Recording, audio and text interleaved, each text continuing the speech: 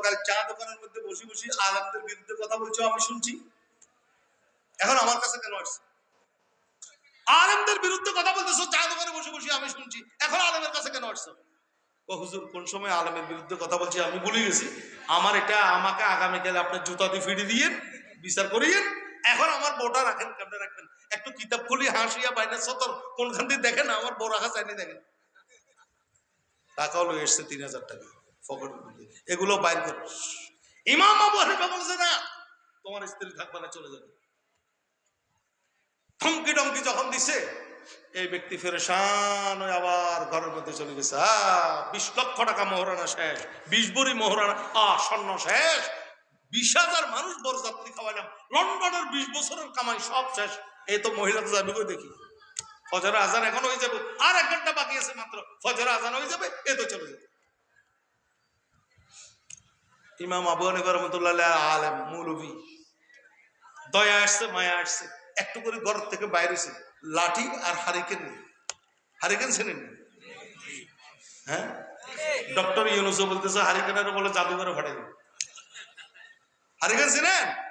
আসেনি ঘরে? হারিকেন থাকলে তো ভালো। হারিকেন লাঠি নিয়ে বাইরে এসে ওই ব্যক্তির বাড়ির পাশে যায়, হারিকেনটা যে লাঠিটাকে রাখি, রাতে 4:30 3টা বাজে আজান দেশ। আল্লাহু আকবার, আল্লাহু আকবার, আল্লাহু আকবার, আল্লাহু আকবার, আশহাদু আল্লা ইলাহা ইল্লাল্লাহ, আশহাদু আল্লা ইলাহা ইল্লাল্লাহ। আজান দিছে। আজান যখন দিছে, ও মহিলারা তো না কাছা তোলা কম, বুদ্ধি শুদ্ধি কম, এখন কথা শুরু করছে জামাইর লগে। প্রথম আজান হয়ে গেছে, এখন আমি চলে যাব, আমারে মাফ করে দিও, সংসার করতে পারলাম না, ঘর করতে পারলাম না, আমাকে মাফ করে দিও, আমি তোমার সাথে মাত্র 2-3 মাস সংসার করলাম। শাশুড়ি আম্মার সাথে যায় একবার কপ করে পাঁচায় ধরে কান্নাকাটি করে, ও শাশুড়ি আম্মা, আপনার খেদমত করতে পারলাম না, অনেক ঝগড়া হয়েছে, আমাকে মাফ করে দিয়েন, ফজরে আজান হয়ে গেছে, আমি চলে যেতেছি। কতক্ষণ শাশুড়ি আম্মার কাছে মাফ চান, কতক্ষণ জামাইয়ের কাছে মাফ চান। ফজরের আজান হয়ে গেছে, একটু ঘরে ইমাম আবু হানিফা আসছে। আশিক ঘরের মধ্যে, আবুল কালাম আসনি? আসে। কি করতেছ? হুজুর, বালিশের মধ্যে মাথা রাখছি, যা তুলতে পারতেছি না, চোখের পানি জ্বর করে পড়ে, বালিশ ভিজি যা। হুজুর, এখন কেন আসছেন? এখন তো ফজরের আজান হয়ে গেছে, আমার বউ তো চলে যা, আমার বউ চলে যেতেছে, এখন কেন আসছে? দরজা খোল। দরজা খুলবো না এখন, এখন দরজা খুলি যাবো, আগে ডাকছি যে আসেন, দরজা খোলেন না। ইমাম আবু হানিফা বলেছে দরজা খোলো না, সাই তোর বউকে রাখতে পারিনি সাই।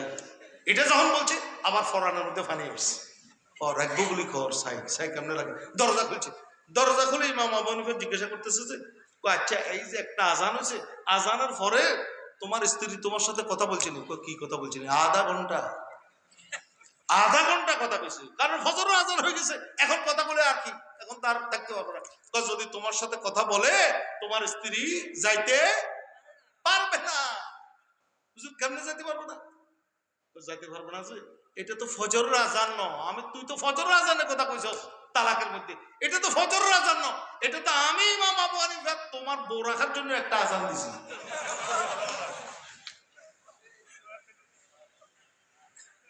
বুঝে থাকলে বলুন, আলেমের দরকার আছে না নাই?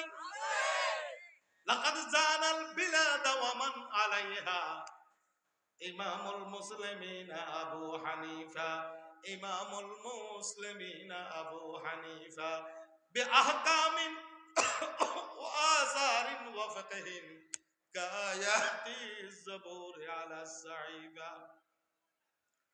ফামা ফিল মুশরিকাইন লাহু নাযীরুন ওয়ালা ফিল মাগরিবাইন ওয়ালা বিকুফা, अभी तक इल्म ने सारी जहां पर सरवरी की है, उसे जिसने लिया सर पर उसी को सरवरी दी है, फरिश्तों का बना मसजूद आदम इल्म अरफा से, करम था इल्म का वरना वो नूरी था ये खाकी है, इसी को गोशाए दिल में जगा दे कर मुसलमानों, इसी सरमाया ले लेकर बना गज़ाली और राजी, फलक ने अबू हनीफा को उसी से फाउकियत दी है। কি বুঝলেন? এমন সমস্যা, যেই সমস্যার সমাধান চেয়ারম্যান করতে পারে নাই, মেম্বার করতে পারে নাই, ওসি করতে পারে নাই, এসপি করতে পারে নাই, সচিব করতে পারে নাই, মন্ত্রী করতে পারে নাই, এমন সমস্যার সমাধান কে করলো? আলেমে করছে। আলেমের দরকার আছে না ভাই? কথা শেষ। বাংলাদেশের আন্তর্জাতিক সমস্যা রোহিঙ্গা সমস্যা, ঠিক না? ডক্টর ইউনূস সারা পৃথিবীর মানুষের সাপোর্ট পাইতেছে।